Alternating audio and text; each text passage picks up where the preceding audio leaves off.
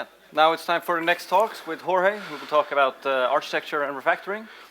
And remember, you can always ask questions on Slack. I'll leave it to you. Thank you. So, Gu at the tag, is that the proper way to say that? So thank you for coming, and I'm going to talk about refactoring, and refactoring with some purposes. So let's go with the story, and hopefully, yeah. So what I'm going to cover is what the challenge was, and it's going to be a little bit artificial, the one that I'm sharing here, to not give away the name of the culprit, but I will talk about strategy in order to refactor, and then I will talk about some tactics that you can follow, and finally I will end up with a brief recap about what we have shared in terms of the refactoring and architecture. So the thing that I would like to start with is what the challenge was. And I would like to present you a scenario that I consider quite common, which is an application that might be a legacy. By a legacy, I mean, well, maybe it's old, or maybe it is not just old, but it also has no test at all. It has no information about the code that you have there. It has everything written in Objective-C, and probably the tests are not many or not any. And probably many developers have gone through this development, as Ellen was sharing with us before. Particularly in a small company, you may have the style of each people. You can even recognize these 2 lines of code belong to John, and these 2 lines of code belong to Jane. So, too sad, but this is a very common scenario. And, well, sometimes these developers are not even there already. I mean, like, they have gone to some other company, to another adventure, to do something more interesting or better paid. And you have this present that is wrapped for you, and now you have to evolve that. And thank you. Now is your turn to evolve this into something that is better. And how do you do that? Well, I mean, this is what we are going to cover. And let me start by saying that in order to refactor, first thing that you have to think about is, why do I refactor? And one of my answers can be because I want to have a better architecture. Keep in mind that your users don't care about architecture. They buy or they download your application, but your users are not aware of whether you're using MVP, MVC, MVVM, if you're using Viper, or any other thing that makes your application so cool. If you're using reactive and you can use functional style, it's cool to you and to the other developers in your meetups, but not to your users.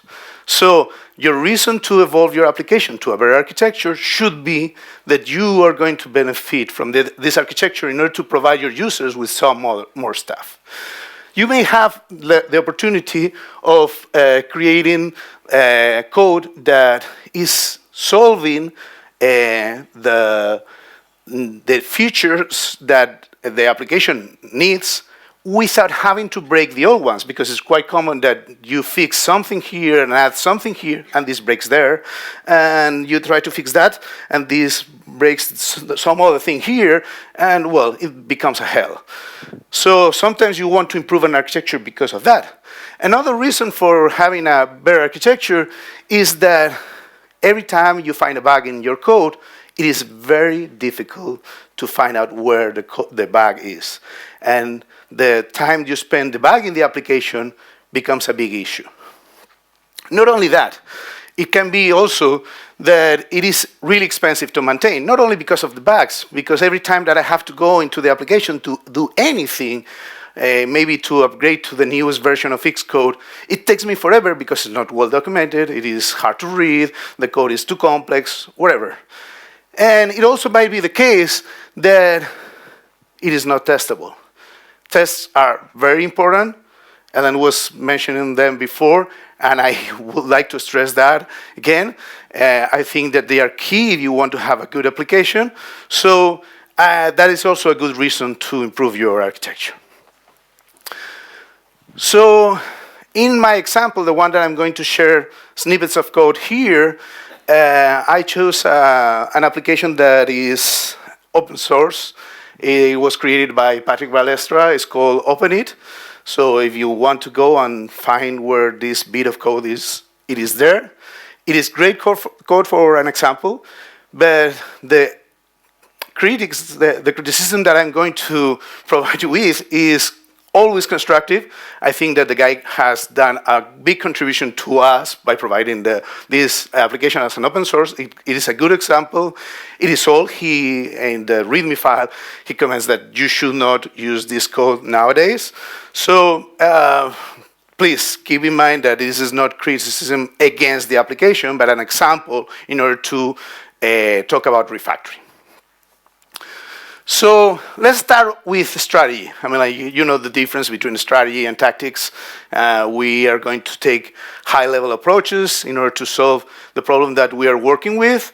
And then we will talk about small bits that we can win that are applications of patterns or tactics that we want to use in order to improve every small step of our process.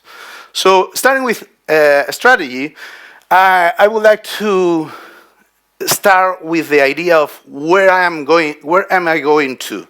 What is the things that I want to add to this application? What are my reasons for refactoring the application? And in this case, as I said before, it was the idea of having a better architecture in place what was motivating me to have some refactoring of this application. Not only that, if you want to apply an architecture like Clean, it is, I would say, much easier to do it in Swift or Kotlin than it is if you do it in Objective-C or Java. Not that it cannot be done, but it is easier. Some of the patterns are easier to express, and you can take advantage of the language in order to take all these constructions that you need in order to have the architecture and apply them properly. So, just for you to know, in case you have never done any kind of clean architecture, this is the diagram that represents the architecture, that it looks like an onion, so it is like an ogre. This is Rick. So this diagram is showing you that everything is surrounding the entities. Entities are the data classes that you have in your application, and in Swift, usually you will represent them as structs. On top of that, you have the interactors, the use cases. And these interactors are holding the business logic of your application, so whatever provides value to your users. And these interactors are going to be written in a way that is independent of the persistence or independent from the server or network API that you're using. On top of that, you have presenters and you have an entity gateway, so abstractions to the implementation's details, like the views or the persistence. And on the outer layer, you have things like the persistence itself or the views that are implementation details, but also things like the sensors or things like the communication with network APIs. So one thing to keep in mind here is that we have the dependency rule here, that is this yellow arrow, that tells us that outer classes can know about inner classes, but inner classes cannot know about outer classes. So anything that is on the outside can make a reference to anything that is in the inside, but not the other way around.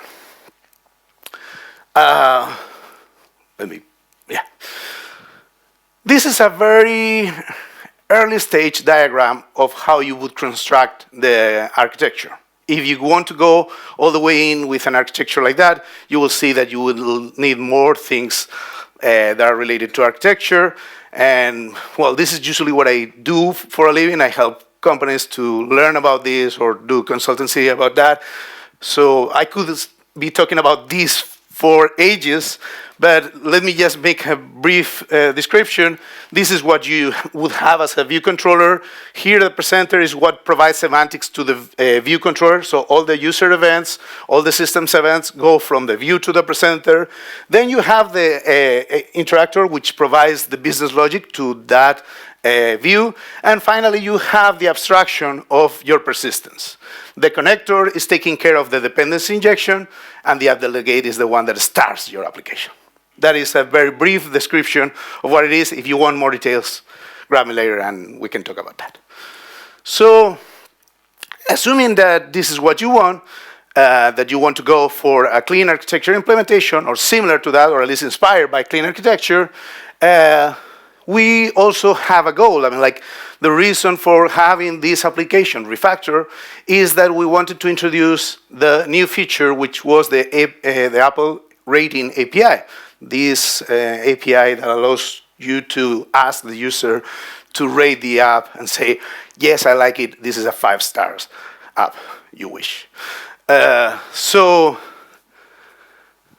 while we do that, we don't want to break anything, and that is the key. Otherwise, we will not be doing the refactoring properly. So what we want to avoid, by any means, is to break the still running application. If we find that anything is still broken, then we will solve it. But you will see how the approach goes. I mean, like, we don't solve everything that we find as we found it. I mean, like, we will go step by step and try to take one step after the other and taking care that everything works at every one of them. So the best thing that we have to keep in mind is that we are not going to do a big bang rewrite. I mean, sometimes you get to a code base, you go to the first file, you read it, and you say, well, there's no way I can maintain this code. This is the temptation of saying, well, I can do this better, I can write better code than the one that I have here, and your initial feeling is, I want to get rid of this code, let's start from scratch, that no matter how bad I do it, it's going to be much better than what I have here. And probably you're totally right, but I don't know if the business that is paying your paycheck will agree on that. And sometimes, no, it's not even true. I mean, like, it will take, if the application is really trivial, that's a different story. But if it's an application that is already working and has some baggage and it has several features, probably it will take you forever and you will not do the proper job of refactoring, rewriting the whole application. So this is not about rewriting an application, but how to refactor the application. And the first thing that you will have to do in order to do a proper refactor, I'm going to start from the worst case. So you have no information, you have been given the code, and this is it, do whatever is your responsibility. So the first thing that you will have to do is to gather information. And how do you gather information? Well, the simplest way is by trying to make the application run. So you will have to compile it and do whatever is needed in order to make it run. Because information is going to be key. At all times, what you have with this application is something that is too much to be eaten in just one meal. And probably you would like to understand it from the big picture perspective, not every detail of it. So what you want to do is to go and familiarize yourself with the code, and the easiest way to do that, as I was saying, is to make it work. By making it work, I'm not being very specific here. So what does this mean? Maybe I just push on the play button of the Xcode, it compiles and runs. Maybe. If that is the case, congratulations, you're done for this step. But that doesn't happen always. I mean, like, there are some things that you may have to do, particularly if this is not a well-maintained app. So some of the things that you may have to do are, well, install the dependencies. Maybe it has some pod install, so pod file description that will tell you what is required in order to run this application. Maybe you need some cartridge files, or maybe you will need some API keys to make it run against some API of server. Well, you will have to build it, and sometimes you will have to fix. Maybe this was compiled from an earlier version, of Xcode, and it doesn't compile properly or run properly in the current version.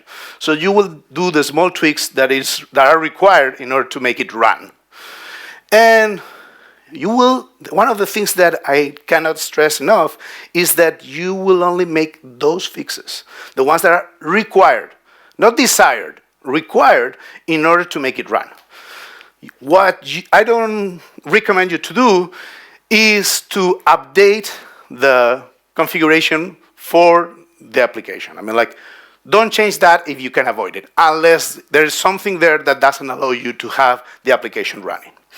Another thing that I recommend you not to do is to add any functionality to the application yet. We will go on to that in a minute, but don't start with that. Then you will also avoid to fix any bugs that you notice. Sometimes it's like, oh, it's not checking whether this username is empty. Yes, okay, take note of it, and don't forget about that, but don't start with that. When you have the application running, the first thing that you have to do, you know what it is? I mean, yeah, commit. And this is very important. If you make a commit, now you know that you have a place that you can come back to in case something fails. So this is going to be about commits, as you can notice. You are welcome to predict what the commits are going to be, because there are going to be some more. So the first thing that I will do after the application is able to run is to do some exploration. Now we have an application that is already running. Maybe I can now read some of the stuff of this application and take a look at the code. How is it? Is it well organized?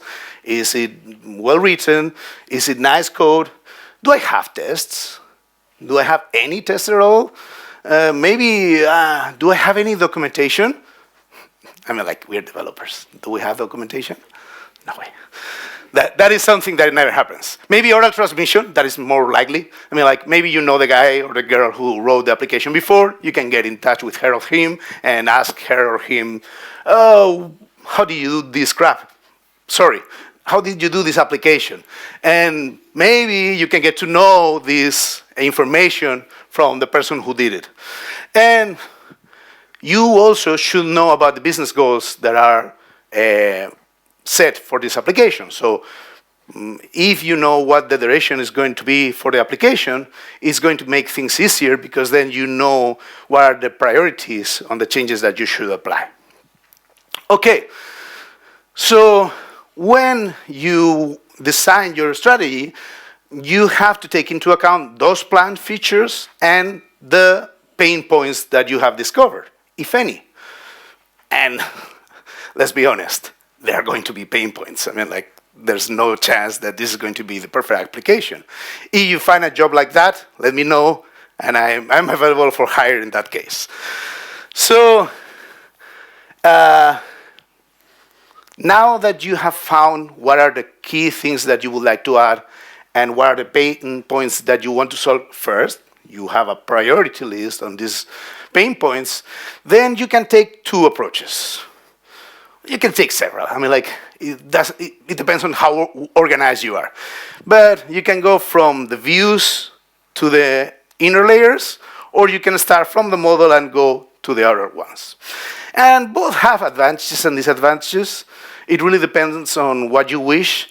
But if you start from the model to the outer layers, it's a little bit less intuitive, at least for me. And still requires that you do proper dependency injection from the outside to the models. And that's something that if you're very used to do dependency injection, is going to be not a big deal. But if you have never done proper dependency injection, it's going to get in the way. The other alternative is to start from the views and then move everything backwards in order to get the dumbest view. The approach of the clean architecture is to use passive view design pattern, which means that the view is as dumb as possible, and it has no functionality. It doesn't take any decisions. Whatever event it receives, it passes that event on to the presenter, and it is the presenter who takes the decision on what to do with that event. So what you would do first is to create the presenter and start moving events onto the presenter. We will show an example of that. So now that we have figured out what are the first things that we are going to do based on these previous comments, now I can go into a little bit more of detail. Let's talk about the app delegate. Let's take a look at it. Don't you love those app delegate files that have all the methods and none of them is doing anything? Get rid of those. I mean, like, if they are empty, don't override the method.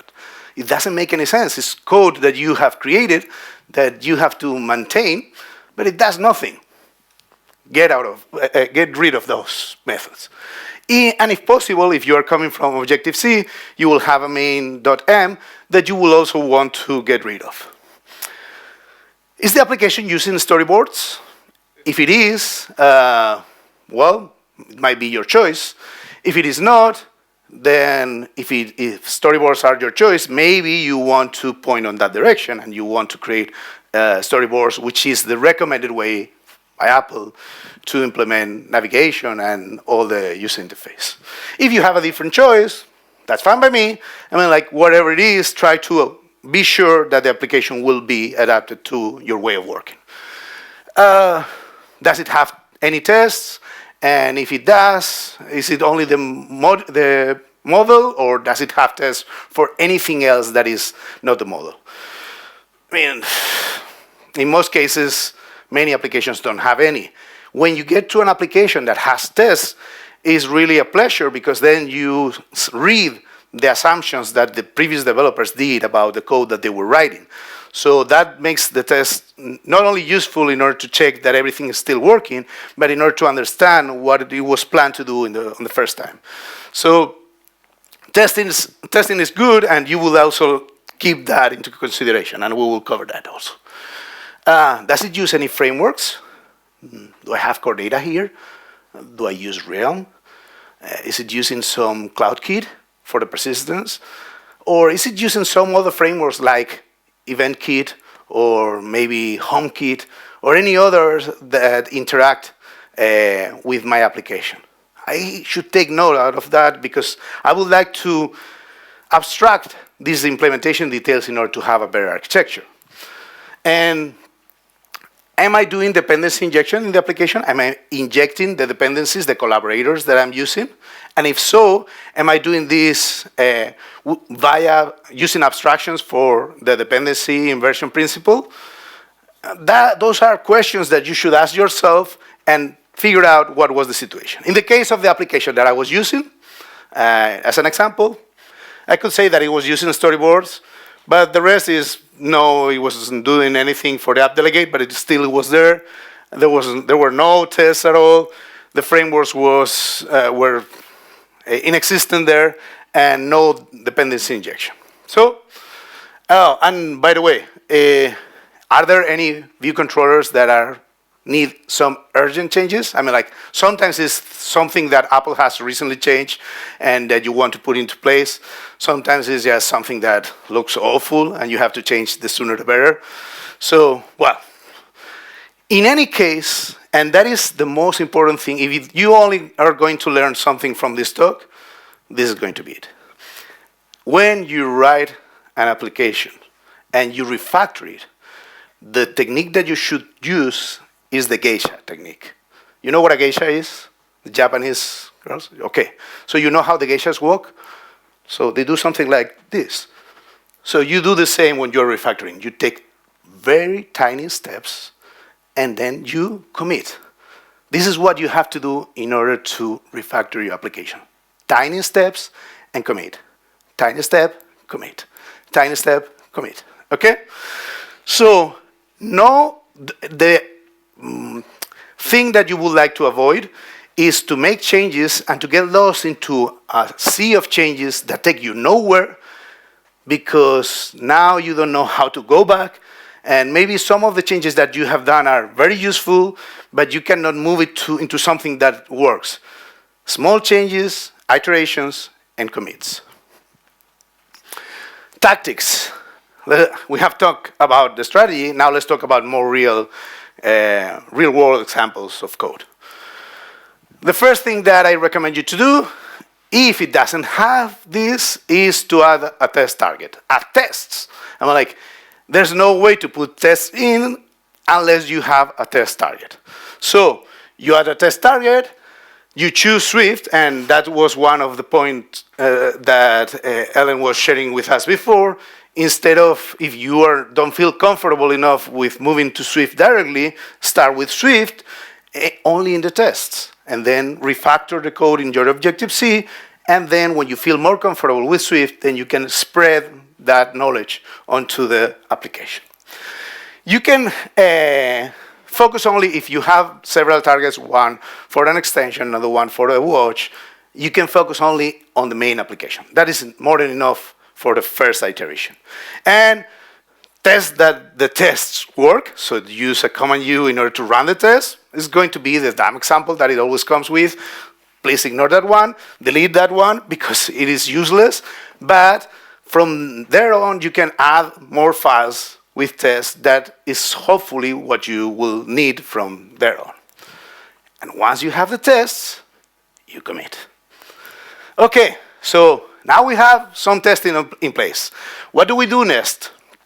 Well, keep in mind that at this stage, if you have just added a test, it might be the case that you have zero visibility. By that I mean, you make changes, but you don't know whether those changes work or not properly because you don't have tests in place to check that nothing has changed.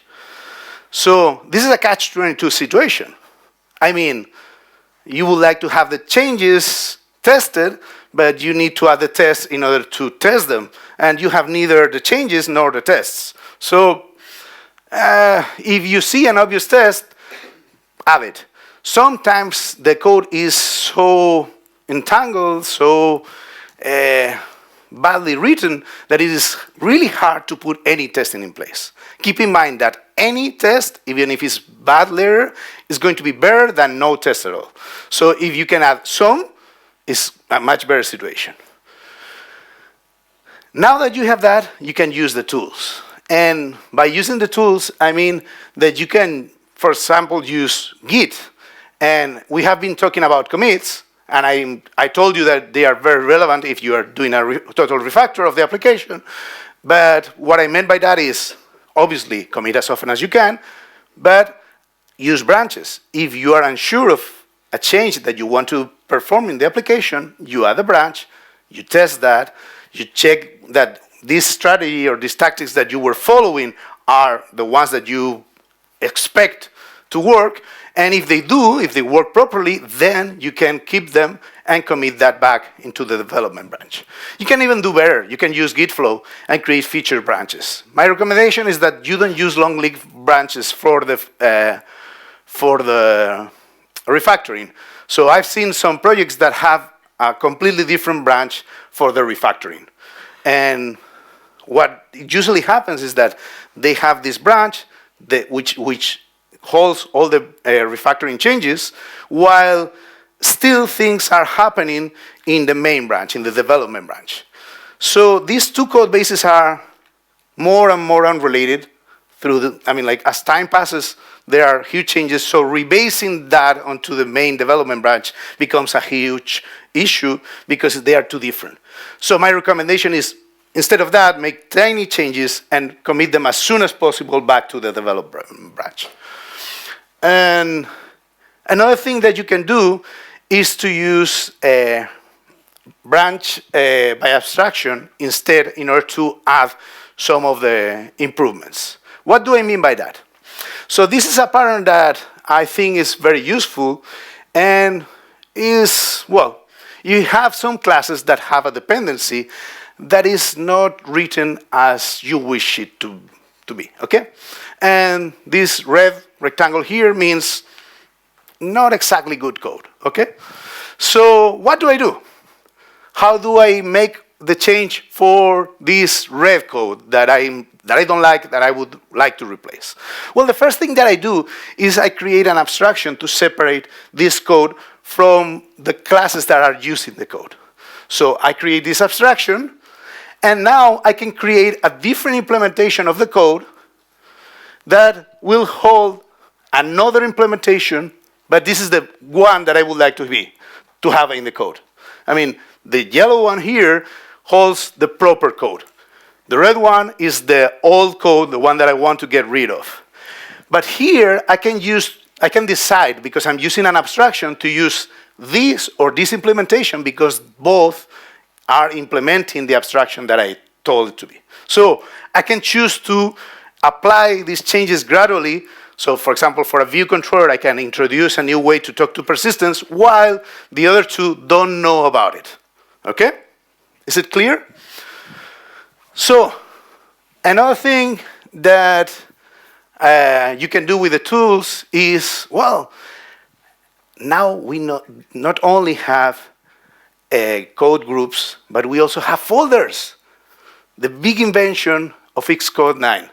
So why don't you use these beautiful folders and put the code into one of these folders, saying this is the legacy code, and now I can create another one that I will move onto the main branch, the main group, or the main groups that I'm using, so I know how much legacy I still have that I would like to migrate.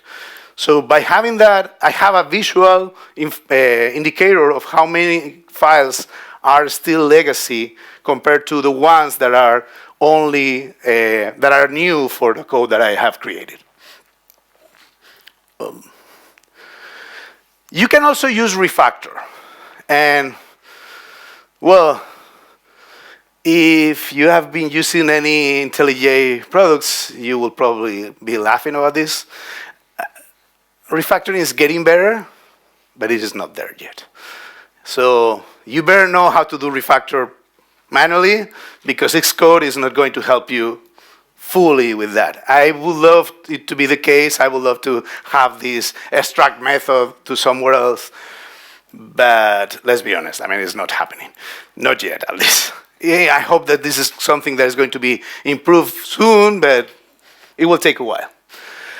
Now that we have done this, well, we can start with the simplest things. And I mentioned maybe in this application, I had an app delegate that was very simple. So what I would do is I replace that. I use this, that it was more than enough to do what the other app delegate was doing. And if I have to add new functionality there, like maybe for taking care of notifications or anything, or background task or whatever, then I will do it here. And now I have this as Swift code, and it has been refactored. And then you commit.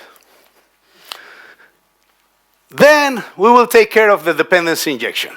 Since we are going to move things backwards, we are starting from the views. Let me remind you that our strategy, the one that we choose, was to remove functionality from the views and take it backwards to a presenter and then to a use case and so on. So in order to do this properly, we would like to have dependency injection. We would like to provide our view controllers with the proper dependencies from the outside. We would like to use inversion of control that will provide these dependencies to the controllers when the segue has happened in the prepare for segue.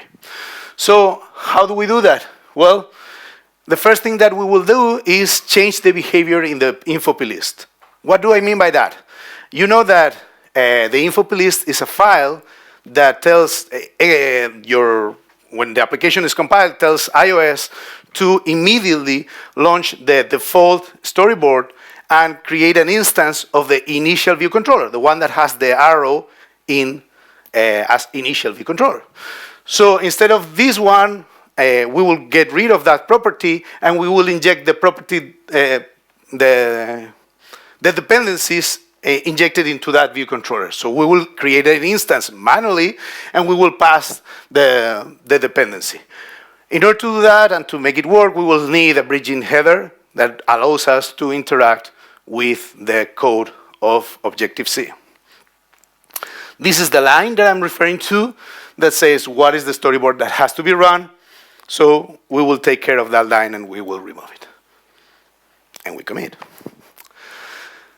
So the next thing that we can do is to take care of the view controller. And initially, let's assume it, we don't have a presenter.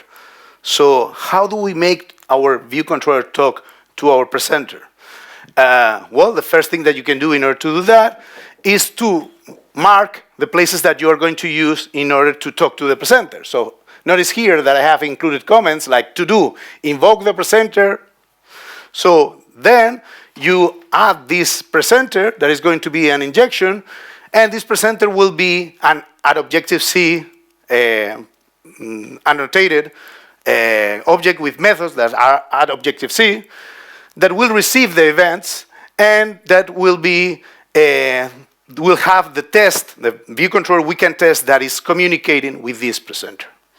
So we can, by doing that, generate a skeleton of the presenter that is going to provide us with everything we need in order to move all the functionality from the view controller onto the presenter.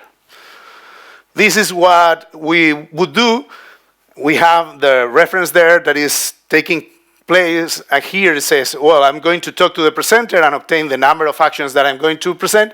And here, what I'm doing is, well, I need to cheat in order to still make it work, because this is the communication with the presenter, and this is providing at least initial count while the presenter provides the proper count.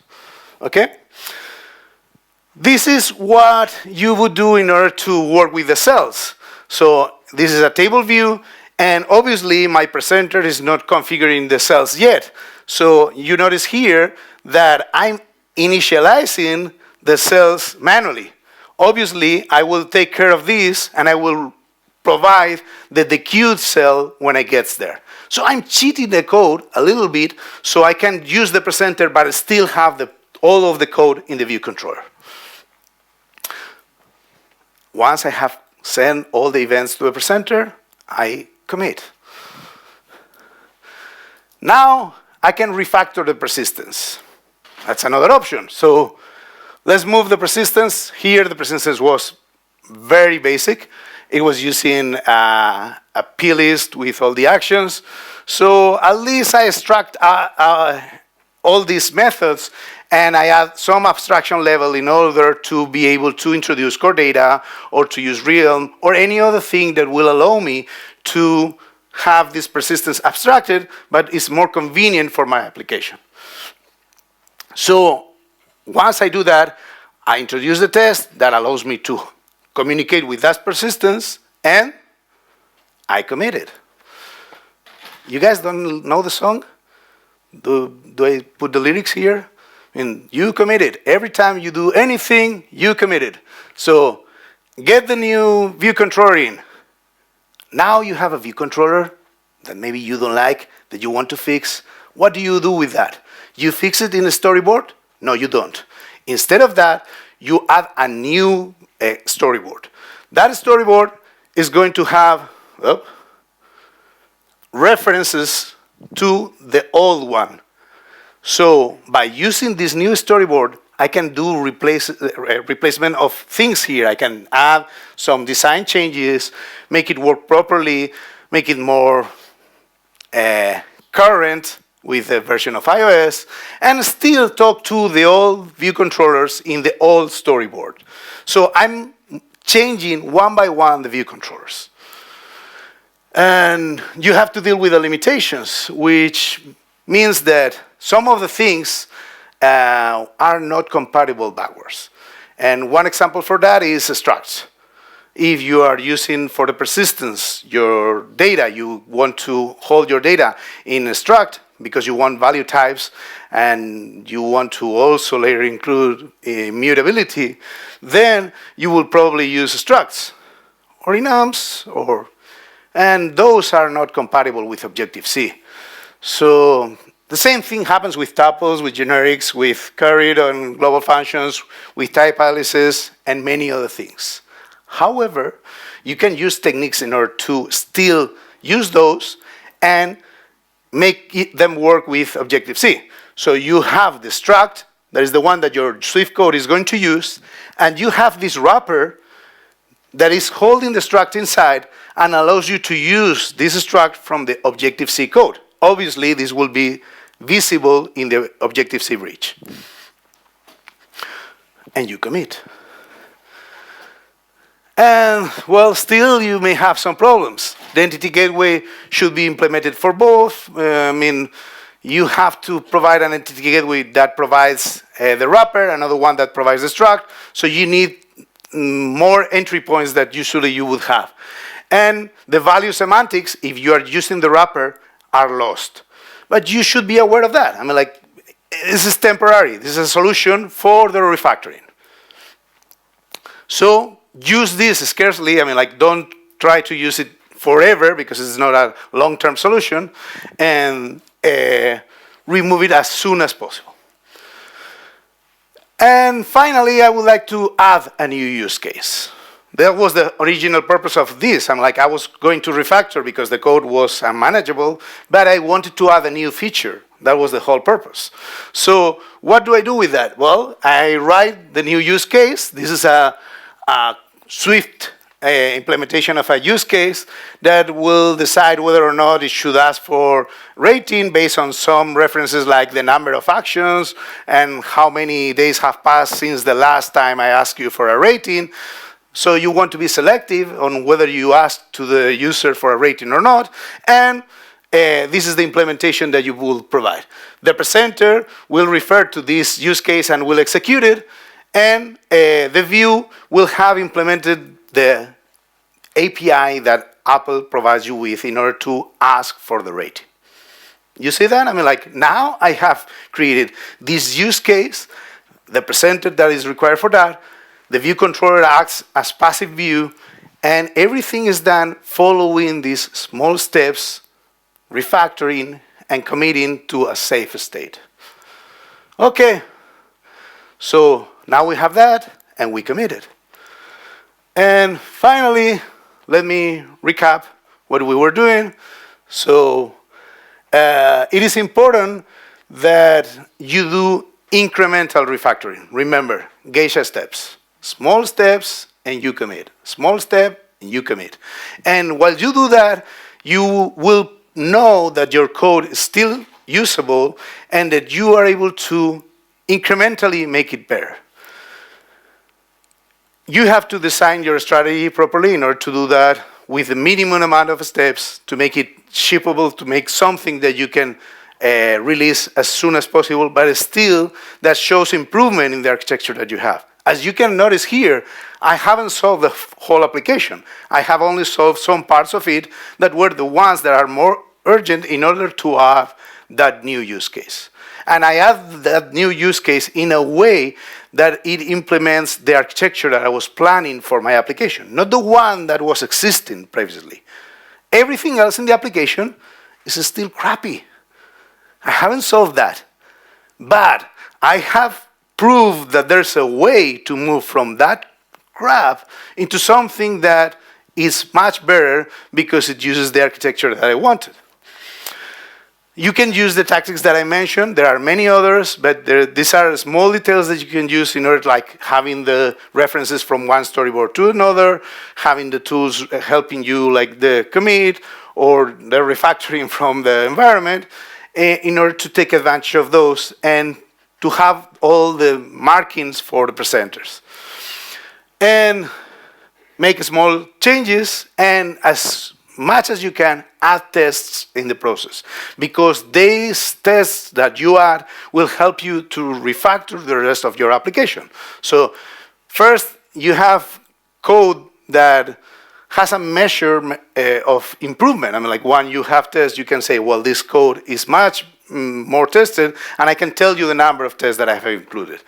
Don't be obsessed about coverage. Coverage is nice, but I can write tests that cover your full code, but don't test anything.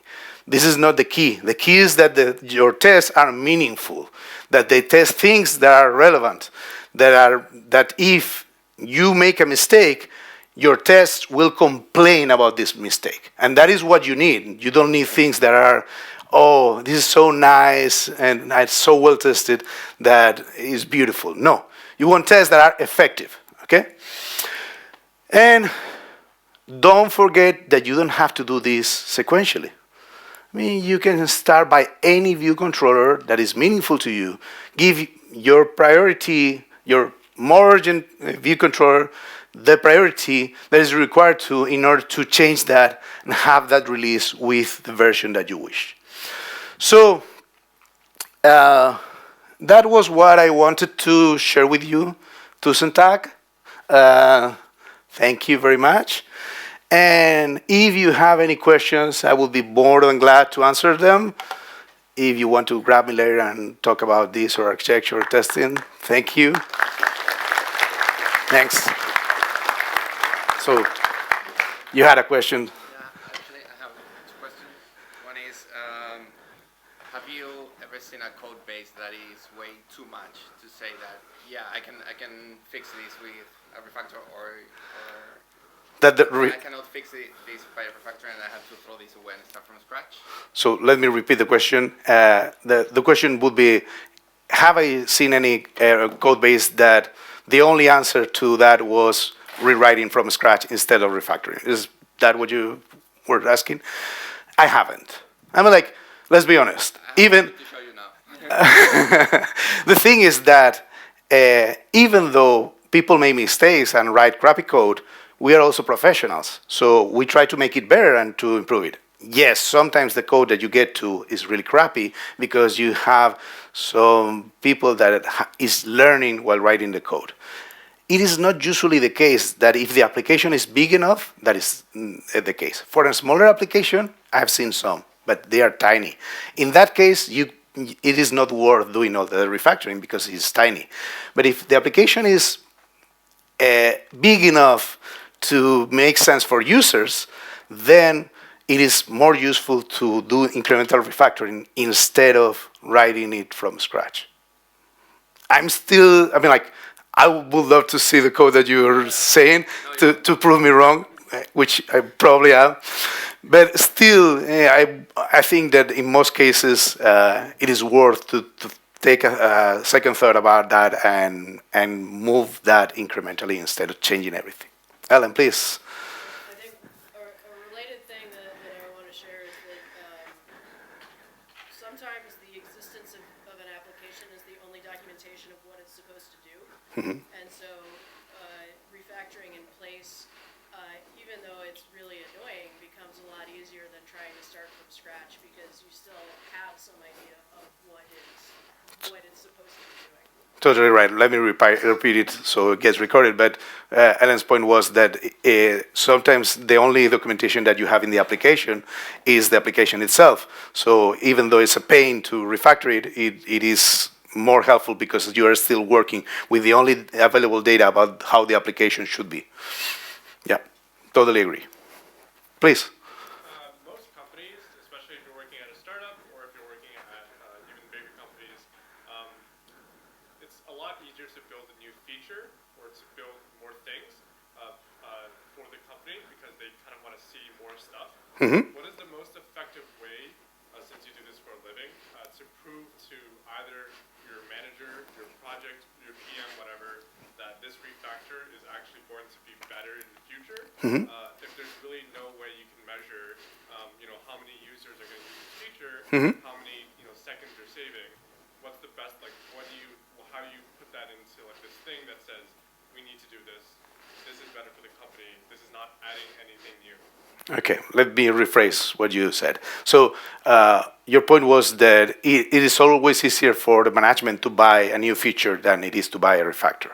So how do you sell the refactor?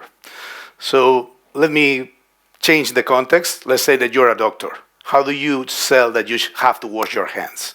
You don't sell that. It is your professionality that takes you to wash your hands before doing any chirurgical operation to your patient. So same thing happens here. You attest because you think that that's the proper way to write code.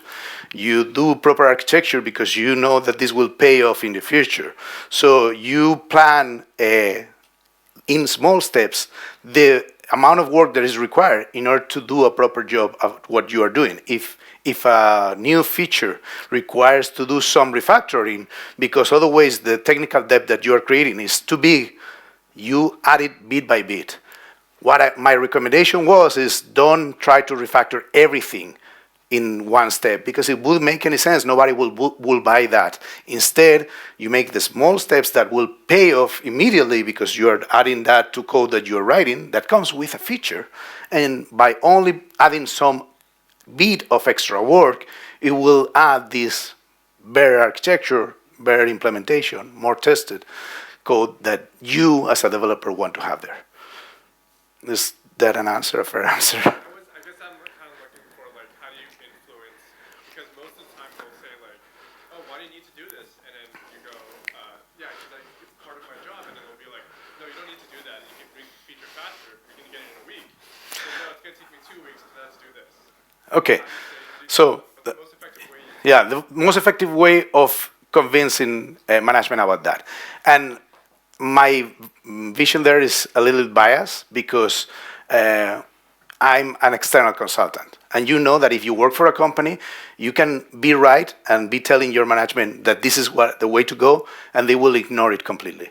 However, an external consultant, that means me in that case, comes there and says, what you have been telling for years, and this is a gray wall. Oh, let's assume that this is a gray wall. This is what you have been telling them for years, but because I am an external consultant, I've been paid for that, it is much easier for me, because they see my bill saying that this is what I do, that they take my advice. So in most cases, talking about technical debt, about how the easiest thing to sell is how much time has it taken you to implement the last feature? How many things did you break when you implemented the last feature? Can we reduce that for the future? Not for the immediate feature, not for the next week. Can we improve that during our improvement of the features that we have in the application? And if the answer, which should be yes, is what you expect, then you can go and add this additional work for each of the features that you add. Yeah. Thank you again. We got to cut the questions short. Thank you again to Jorge. You're free to catch me later. Thank you.